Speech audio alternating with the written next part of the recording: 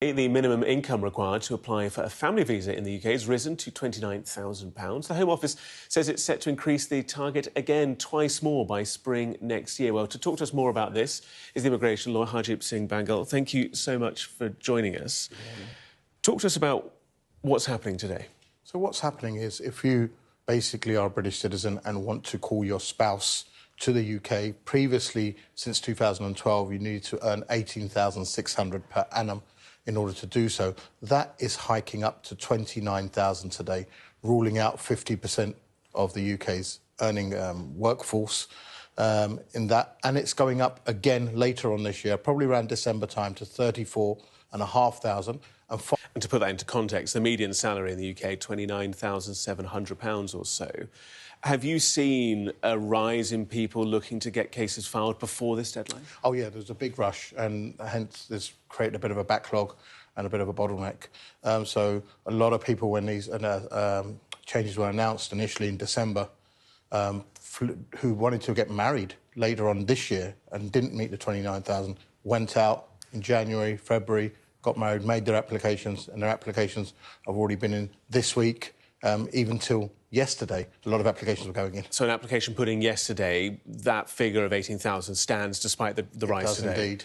And who are we talking about? Well, we kind of talk in abstract terms about people and partners, but who's looking to come to the UK?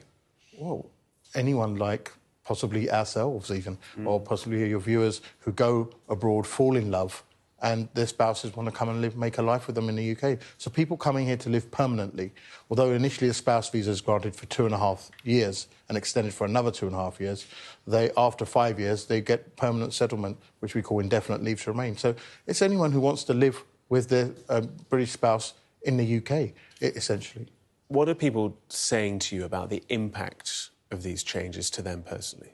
It's a huge impact. A lot of people will now have to do 2 jobs to try and make that 29,000. A lot of people won't make it at all. So if you're a factory worker in the Midlands and you're earning 22,000, you won't be able to make that up. There is another route where you can amalgamate savings with it, but the amount required is so huge that the average person will not, afford that. Already spouse visa fees are huge, so the government already charge around about £5,500 for just a single application. That's not including any lawyer fees, so you're paying that, which is not refundable. In addition, you have to earn X amount. If you haven't, then you have to have savings of at least around about over 20,000, starting from 20,000, even if you've got a £1,000 deficit. So if you're earning 28,000, the savings you'd have to show is 20,000 on top of that, which you've held for 6 months. That's going to be impossible for a lot of people. They're big figures. For its part, the government says that migration's too high and that partners shouldn't be kind of a burden on the system here in the UK. That's why they're then also looking to raise this threshold, like you say, 2 more times. With that considered, what are you advising people going forwards? Well, it's only about 75,000 applications that are made last year. And although that was up on the year before, they don't form a huge part of the people coming over. Now, for the government to punish British citizens and their partners and in order to bring down their migration figures, I don't think that's fair. They should be concentrating on the people who shouldn't be here or shouldn't deserve to be here. And that's the real problem in this country. But anyone who's wanting to fall in love abroad and bring their spouse over, now you've got to make sure you're earning over 29,000 or have huge savings, or have that network of support. You might have to work 2 jobs in order to make that. Just be sure, and a foreign spouse's income can't be included in it. So that's very important. So even if you're marrying a spouse abroad who might be earning 100,000, their income won't be counted into it. You have to sponsor them. They can't sponsor you.